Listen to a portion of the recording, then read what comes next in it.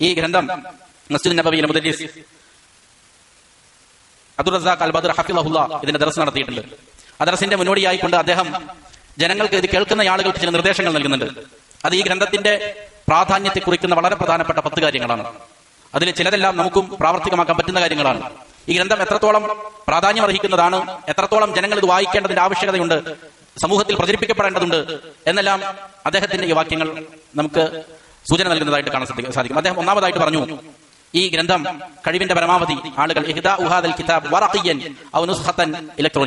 ഇത് ഇതിന്റെ printed copy പരമാവധി ജനങ്ങളിലേക്ക് ഹദിയ ചെയ്തുകൊണ്ടിരിക്കണം. അതല്ല എങ്കിൽ ഇതിന്റെ ഇലക്ട്രോണിക് എഡിഷനുകൾ, അതായത് PDF വേർഡോ മറ്റുള്ള ഫയലുകൾ ഇത് പ്രചരിപ്പിച്ചുകൊണ്ടിരിക്കണം ഈ ഗ്രന്ഥത്തിന്റെ. അദ്ദേഹം ജനങ്ങൾക്ക് നൽകുന്ന ഒരു ഉപദേശമാണ്, ഒന്നാമത്തെ ഉപദേശമാണ്. രണ്ടാമതായി അദ്ദേഹം പറഞ്ഞു, ഇതിൽ നിന്ന് വളരെ പ്രധാനപ്പെട്ട ചില ഫവായിദകൾ, ചില നേട്ടങ്ങളുണ്ട്. ഇതിൽ വളരെയധികം ജനങ്ങളുടെ ഹൃദയത്തിൽ തറയ്ക്കുന്ന ചില ഫായിദകൾ ഇമാം നമുക്ക് പറഞ്ഞു തരുന്നുണ്ട്. ആ ഫായിദകൾ, നല്ല നല്ല ഫായിദകൾ തെരഞ്ഞെടുത്ത് അത് ദിനേന എന്നോണം അതല്ലെങ്കിൽ ആഴ്ചതോറും നിങ്ങൾ ജനങ്ങൾക്ക് അയച്ചു കൊടുത്തുകൊണ്ടിരിക്കണം, ധാരാളം ജനങ്ങളിലേക്ക് എത്തിച്ചുകൊണ്ടിരിക്കണം. കാരണം ഇത് അദ്ദാഉ എന്ന ഗ്രന്ഥത്തിന്റെ അടിക്കുറിപ്പോട് കൂടിയിട്ട് ഇതുപോലുള്ള ഫായിദകൾ ജനങ്ങളിലേക്ക് എത്തുമ്പോൾ അവർ ഈ ഗ്രന്ഥത്തെക്കുറിച്ച് അന്വേഷിക്കും. ധാരാളം ഇങ്ങനെ കാണാൻ ഇടയാകുമ്പോൾ ആ ഗ്രന്ഥം കണ്ടെത്തുകയും അത് വായിക്കാൻ സന്നദ്ധരാകുകയും ചെയ്യും. അത് ജനങ്ങൾക്ക് സമൂഹത്തിനെ ബാധിച്ചിരിക്കുന്ന പല രോഗങ്ങൾക്കും ഷിഫയായിരിക്കും എന്ന് അദ്ദേഹം പറഞ്ഞു.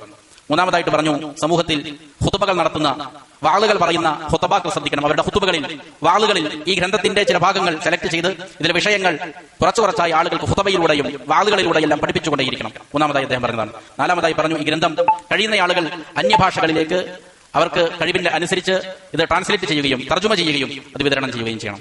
അഞ്ചാമതായി പറഞ്ഞത്, മാതാപിതാക്കൾ വളരെ ഗൗരവത്തിൽ ഈ ഗ്രന്ഥം അവരുടെ വീടുകളിൽ സൂക്ഷിക്കാൻ ശ്രദ്ധിക്കണം. അങ്ങനെ ഒഴിവ് കിട്ടുന്ന സമയങ്ങളിൽ അവരുടെ മക്കളെയും ഭാര്യമാരെയും എല്ലാം ഒന്നിച്ചു കൂട്ടിയിരുത്ത് പാരായണം ചെയ്യിപ്പിക്കണം. അത് കുടുംബത്തിലുണ്ടാകുന്ന അസ്വാരസ്യങ്ങൾ, കുഴപ്പങ്ങൾ, ഛിദ്രതകൾ ഇതെല്ലാം അവസാനിപ്പിക്കാനും വലിയ സന്തോഷവും സമാധാനവും സമൂഹത്തിൽ ഉണ്ടാകാനും ഇടയാക്കും.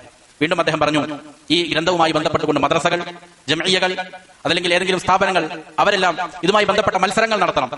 ഇതിലുള്ള ഇൽമുകളെ സംബന്ധിച്ച് ജനങ്ങളെ ബോധവാന്മാരാക്കാനും കൂടുതൽ ആവേശഭരിതരാക്കാനും വേണ്ടിയിട്ട് മത്സരങ്ങൾ സംഘടിപ്പിക്കണം. അദ്ദേഹത്തിന്റെ ഉപദേശമാണ്. വീണ്ടും ഏഴാമതായിട്ട് പറഞ്ഞു, കഴിവിന്റെ പരമാവധി സാമ്പത്തികമായി ശേഷിയുള്ളവർ ഇതിന്റെ പ്രിന്റുകൾ കോപ്പി എടുക്കാനും അത് വിതരണം ചെയ്യാനും ശ്രദ്ധിക്കണം. തുല്ലാബുൽ ഇൽമിന് അദ്ദേഹം കൊടുത്ത ഉപദേശം, അവർ അവരുടെ നാടുകളിലേക്ക് മടങ്ങിപ്പോകുമ്പോൾ അവരുടെ നാടുകളിലുള്ള പള്ളികളിൽ, മദ്രസകളിൽ, കുടുംബക്കാരിൽ, അയൽവാസികളിൽ ഈ ഗ്രന്ഥം വായിച്ചു കൊടുക്കുകയും അവർക്ക് കഴിവിന്റെ പരമാവധി അത് അവരിലേക്ക് എത്തിക്കാൻ വേണ്ടി ശ്രമിക്കുകയും ചെയ്യണം. മറ്റൊരു ഉപദേശവും ഒമ്പതാമതായിട്ട് ഷെയ്ഖ് പറഞ്ഞു, പള്ളികളിലുള്ള ഇമാമുമാർ, ഖതീബുമാർ, ഇവർക്ക് ഈ ഗ്രന്ഥം എന്ത് ചെയ്യണം? ഹദിയ കൊടുക്കണം. ഹദിയ കൊടുത്തിട്ട് വായിക്കാനും ജനങ്ങൾക്ക് വായിച്ചു കൊടുക്കാൻ വേണ്ടിയിട്ട് അവരെ പ്രേരിപ്പിച്ചുകൊണ്ടിരിക്കണം. കാരണം ഇത് ജനങ്ങൾക്ക് ധാരാളം നന്മകൾ നിറഞ്ഞതാണ്, അവരുടെ ഹിദായത്തിന് സഹായകരമായി തീരുന്നതാണ്. അവസാനമായിട്ട് അദ്ദേഹം പറഞ്ഞു, ഈ പറയപ്പെട്ട കാര്യങ്ങളൊന്നും നിങ്ങൾക്ക് സാധിക്കുന്നില്ല എങ്കിൽ, പണച്ചെലവുണ്ട് എന്നുള്ളതിനാൽ സാധിക്കുന്നില്ല എങ്കിൽ, നിങ്ങൾ ഈ പരിശ്രമത്തിൽ ഏർപ്പെട്ടിരിക്കുന്ന ആളുകൾ